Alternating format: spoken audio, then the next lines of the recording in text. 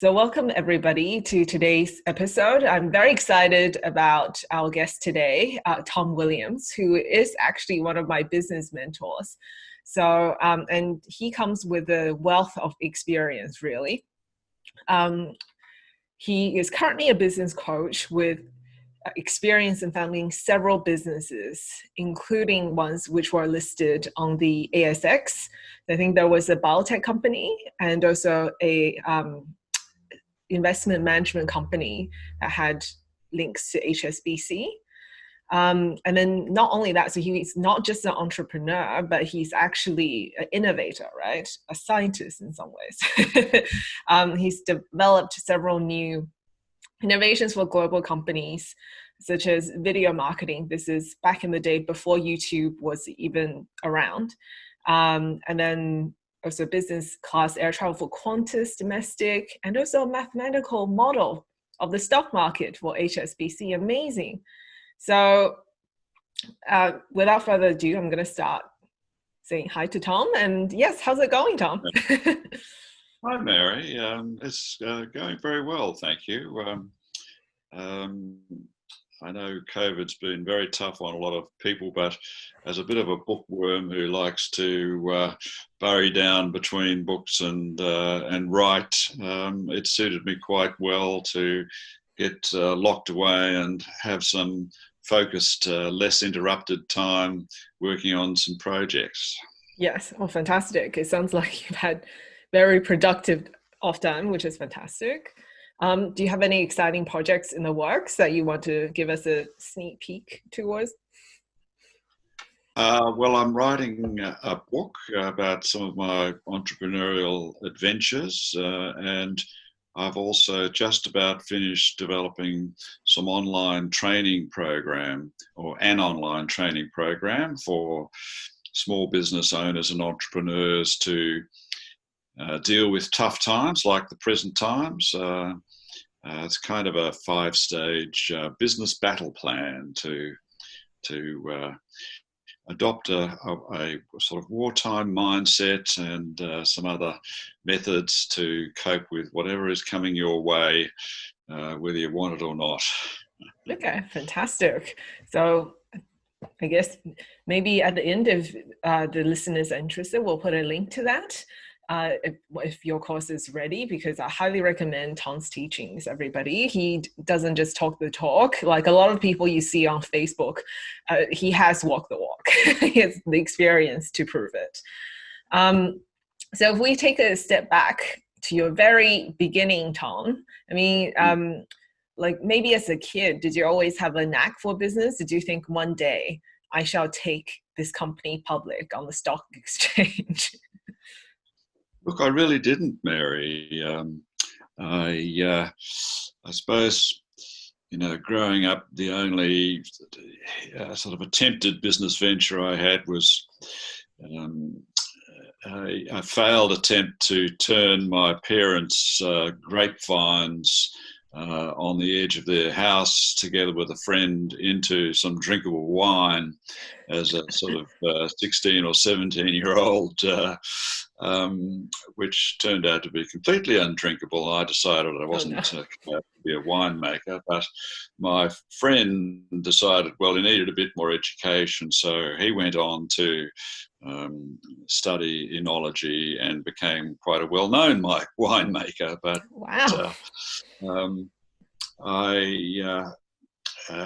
My sort of entry was via a sort of rather unusual route, I suppose. I started as a scientist. I studied pharmacology and started to do some research in pharmacology after graduating, but just realised after about a year that I really wasn't a lab animal. I didn't want to spend the rest of my time in a lab. So I found a job with a British pharmaceutical company, GSK, and I was writing their drug applications to the Australian equivalent of the FDA. I was helping with clinical trials, and they also had me training the sales reps. And I'm telling this story because this is kind of how I got into business and entrepreneurship. Yep. So hopefully not too long-winded. So they asked me to train the sales reps for the launch of a new asthma drug, and this was a drug based on steroids, but given in a microdose by inhalation. Now, at the time, people knew that steroids were great for short-term acute treatment of things like asthma when it was bad enough to go to hospital, but it had long-term side effects. So it was a complicated story to tell to GPs why this drug was going to be safe. And I thought after a while that probably the reps weren't going to be up to it, no matter how much training I gave them, because in those days they typically didn't have science or medical degrees. So I had the idea one day, well, why don't we find a world expert and have them tell the story? But of course, those people are in short supply and don't want to be traveling around the countryside visiting every GP's clinic. And it so happened that video cassettes had just come out. We are going back a while, showing my age. And so I suggested to the pharmaceutical company, well, why don't we videotape an expert and duplicate 100 copies on video cassettes, and then the salesmen salesmen and women can go around the countryside and pop the cassette in a player and show it to the GP. So they said, well, that's a good idea. Who's going to make the video?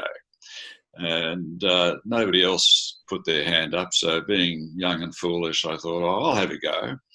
And it all turned out very well, and in fact became kind of the industry norm for how to launch new medicines.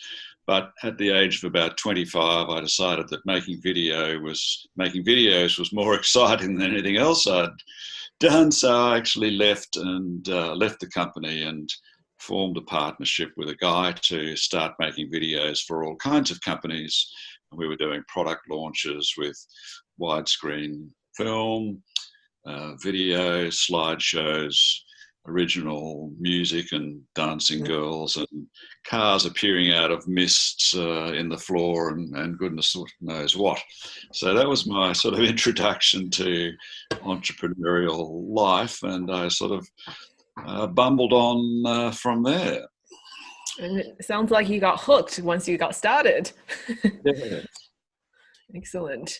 So, I mean, really out of that, would you say that your entrepreneurship really came from, I think, not knowing what you don't know, but also, really utilizing innovation at the time?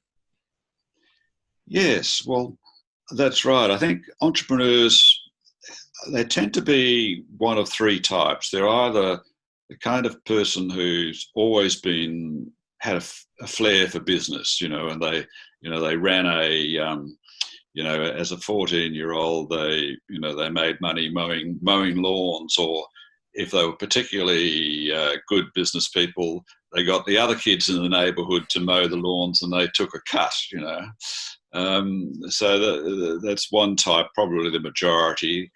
Then there are the problem solvers who can recognise a problem and look for a solution, and I guess the others are the sort of innovators or inventors. And I think I started off as an innovator and gradually picked up some skills in the other areas through trial and error along the way. Okay. Now that must have been an interesting process. Yeah, because you hear a lot of these stories. Yeah, I used to, actually, I was one of them. I used to sell watches when I was in primary school to my other kids, my friends. But then essentially, because you had to learn entrepreneurship, as you go, did you face any major challenges? Because you did, actually form some major partnerships with multi-billion-dollar corporations.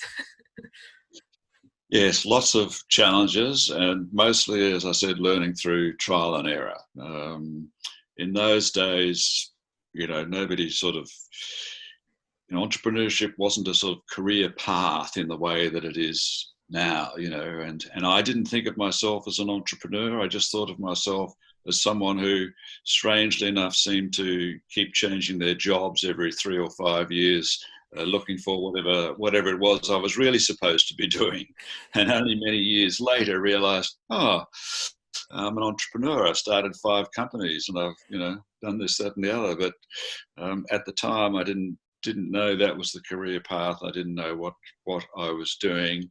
I was just enjoying myself, following passions and interests, and solving problems along the way. So, as I said, the video marketing was just solving a problem of how to effectively launch a new drug when your initial path looks blocked.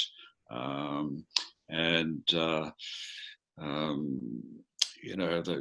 pick another example, the maths model of the stock market for HSBC, how that came about was I'd started another business as managing investments in the Australian stock market for high net worth people. Because during my university vacations, I got a job in a stockbroker's office. And my father had also had a bit of an interest in the stock market, so I'd always sort of followed the stock market and been interested. So I decided, when I met another person who was interested in this, to start an investment management company. So we did that, and we're going along quite nicely. But we got hit by the 1987 stock market crash, which the market fell 22% in one day. Wow. We sort of got a taste of that back in March with our own little tumble. We did better than probably a lot of fund managers at the time, because we had suspected something was going to happen, and we had sold our clients' industrial shares, but we kept their resource shares, thinking that they would be in higher demand. But as it turned out, everything went down. But nevertheless, that got the attention of some larger players, and we decided to actually advertise our business for sale in the Australian Financial Review, and we ended up getting bought by HSBC. So myself and my partner went into HSBC. They bought the company and took and gave us positions. But once I was in there, my sort of mind turned to how to solve the problem of fund managers not seeing crashes coming, and hence I suggested to them that why don't we try and build a mathematical model of the stock market to understand what's driving it, and to get a better insights into the level of risk from time to time. So they provided some funding for that, and we got together with some smart maths and economists, people who knew more about the technicalities than I did, and we managed to put together a model which worked pretty well, and once again, by chance, happens to turn out to be something that most professional fund managers use a variation of these days. So basically, innovation for me was problem solving, and if you can solve a problem that people care about enough to pay you for it, you've got a business. So that's quite a useful skill to have. Definitely. And I think that's a great definition and obviously example of innovation, because people in their heads think of innovation sometimes as this huge creativity thing where anything or whatever can happen. But you're exactly right. It is about actually solving a practical problem that adds value. Yep. Right. Okay, so I mean, it seems like you have a pattern of setting industry standards at first, which is fantastic. But I guess whilst you were going through, your different opportunities, did you feel like it was more chance? One thing led to the next, or did you also have a vision or mission for your life that you're like, okay, by the age I'm 40, I must have done this. By the age I'm 50, I must have done this. Or was it more like I had a general direction, but then I just went with the flow? For me, it was more going with the flow. I'm a great admirer of people who do have that sort of lifelong direction. And a sort of shining example in Australia, I think, is Professor Graham Clark, who developed the first bionic ear, which then became cochlear. Mm. His father was profoundly deaf, and he decided at age 11 that he was going to fix ears. So he spent his whole lifetime working on new ways to help people who were profoundly deaf to hear, and overcame all kinds of obstacles and finally succeeded. And cochlear is now not only a great health success, but a very sizable Australian business innovation success. I think it's worth about $8 or $9 billion these days. So for me, however, I didn't have that sort of burning, guiding light. I more sort of followed my curiosity, if you like. And as I said, I was sort of only rather late to the party in realizing, hey, I'm an entrepreneur and innovator, and I like creating things, and I get bored after I've started something, and 3 or 4 years later, I'm not the best person to carry on and continue and refine it. I would rather leave that to someone else and move on to creating something new myself. Okay, no, fantastic. And yeah, I think that's just proof that there's really no right way of entrepreneurship. You do it the way that suits you, right? So I love the way that your career and all your business achievements unfolded. So thanks for that, Tom.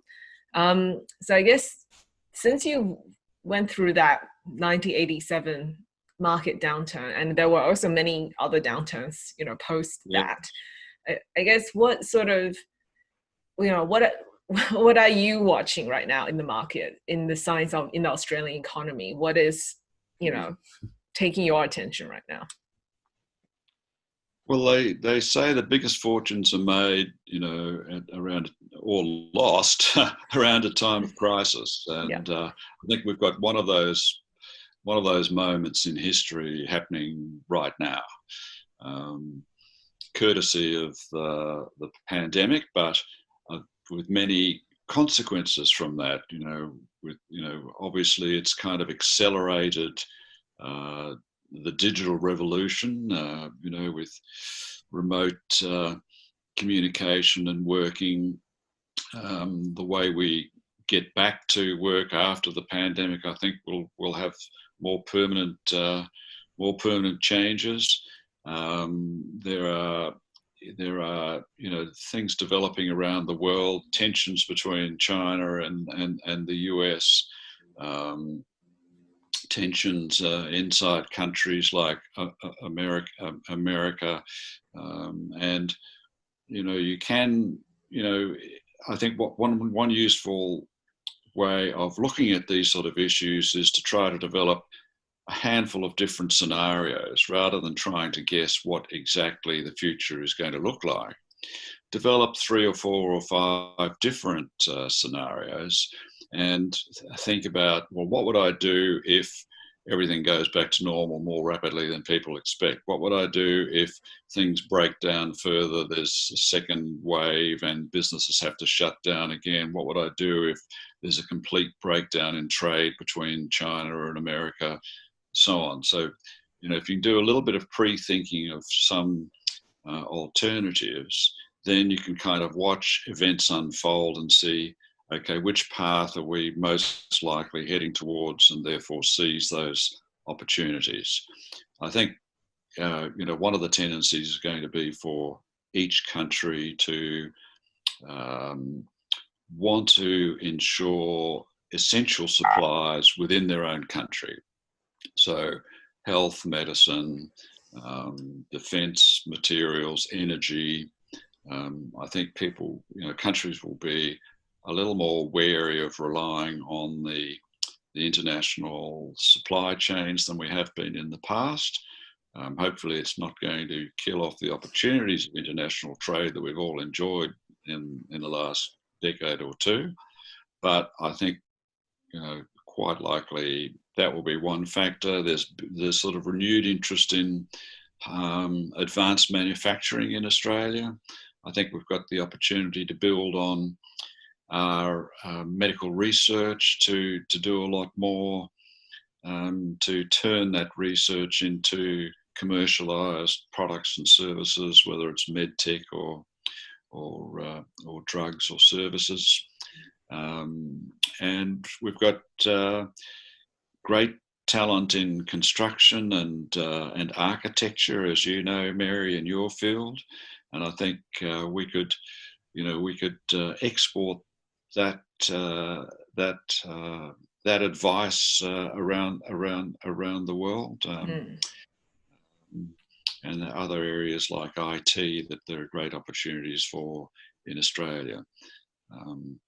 Against all of that, there's the background of what's going to happen to the economy. We've had an extraordinary stimulus from the government in terms of money handout, and from the central banks in terms of low interest rates and quantitative easing, effectively money printing. Yes. Now, it's interesting to try and think about what's the consequence of that, because going back into history, large-scale money printing has generally ended in tears.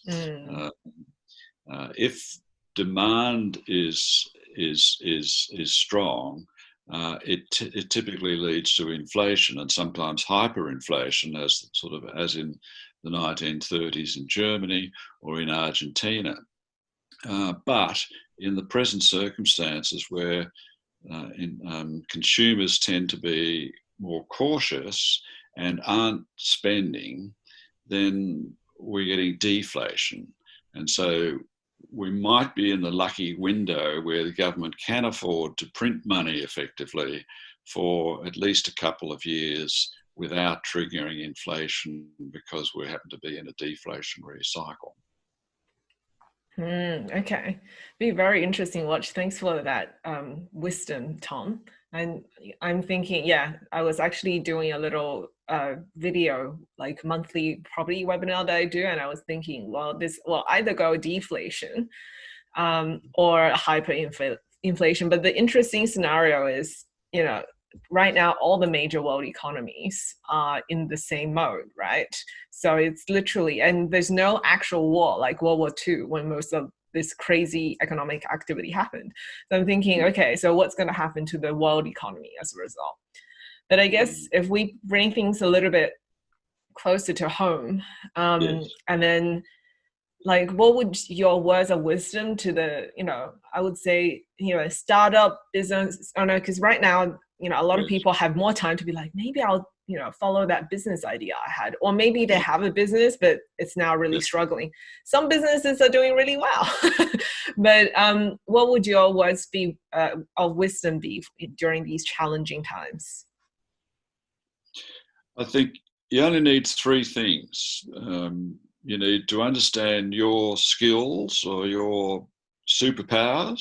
What are you really exceptionally talented at? What are you passionate about? And what problems are there out there that people or businesses have that aren't being very well catered for at present? So if you can find a group of people or a group of businesses who've got a significant problem, and you can use your natural talents and passions to solve that problem, then there are huge business opportunities. And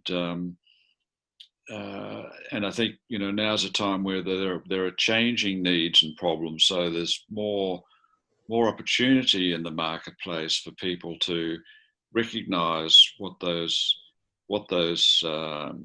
emerging needs are, if you like, the emerging needs of people, and then start businesses to serve them.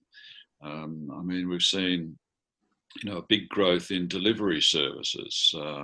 I think that's going to continue. So people will want more of everything delivered to their door. Obviously, entertainment that can be, entertainment that you don't have to go to a crowded space for is a boom industry.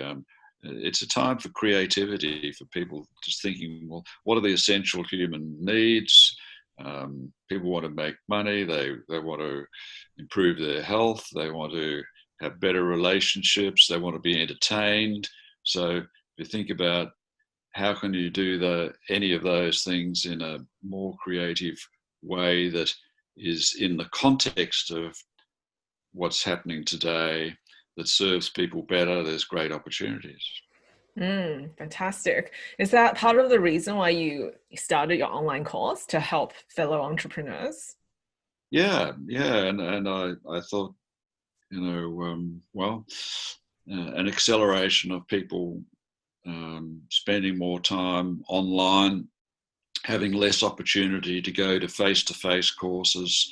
So, I was sort of triggered by the pandemic to think about developing the course, but really it's a course in business thinking, in leadership, innovation, and marketing that's relevant to it for any time. But I've sort of put it in the context of the present time because a lot of businesses have to kind of reimagine how they're going to develop and grow in the future under the different circumstances that we're in. Fantastic. I definitely agree. There's no time like the present. So it's fantastic. Thank you. I think there should be more, people with experience, proven experience like you, Tom, sharing your wisdom. So appreciate you contributing to everybody. And yes, any last parting words of wisdom? Well, I think everybody does have, I think, some superpowers of some kind, and Australia is not a culture that is particularly kind to people in terms of, in America, it's a much more upbeat sort of culture, where everyone thinks that they can do anything. In Australia, we're far too self-critical, I think. So I would encourage everyone to have confidence in their own abilities and to believe that somebody will want those abilities and that they have something worthwhile to contribute. But just one final word, don't start with your idea and then try to find a market for it. Find the audience, find the people that you want to serve, look for their problems, and then come up with the idea. Fantastic. Yes, there's a logical cost effect, and yes, I would 100% agree with what Tom just said. Even though you found one person, which is yourself, as a market, that's actually just one person. It's not a market. So find more people that would be your potential customers. So thanks for that, Tom, and I appreciate your time today on the podcast.